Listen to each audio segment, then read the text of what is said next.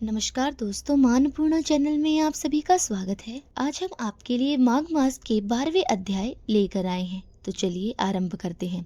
माघ मास है महात्म्य 12वां अध्याय। यमदूत कहने लगे कि जो कोई प्रसंग वश भी एकादशी के व्रत को करता है वे दुखों को प्राप्त नहीं होता। मास की दोनों एकादशी भगवान के पद्म नाभ के समान है। जब तक मनुष्य इन दिनों में व्रत नहीं करता उसके शरीर में पाप बने रहते हैं। हजारों अश्वमेघ, सैकड़ों वाजपेयी यज्ञ, एकादशी व्रत की 16वीं कला के बराबर भी वह फल नहीं मिलता जो एक एकादशी के व्रत से मिलता है। एकादशी के दिन व्रत करने से 11 इंद्रियों से किए गए सब पाप नष्ट हो जाते हैं। गंगा, गया, काशी, पुष्कर, कुरुक्षेत्र, यमुना, चंद्रभागा कोई भी एकादशी के तुल्य नहीं है।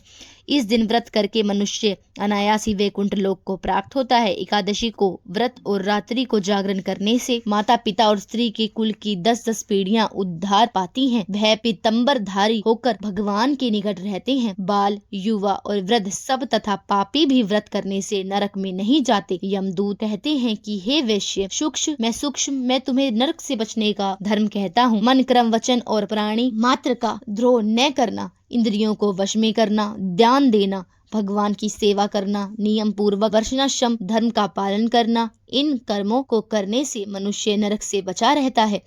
स्वर्ग प्राप्त करने की इच्छा मनुष्य को गरीब तो कर देती है, लेकिन जैसे ही जूता, छतरी, अन्न, धन, जल कुछ न कुछ दान देता रहता है।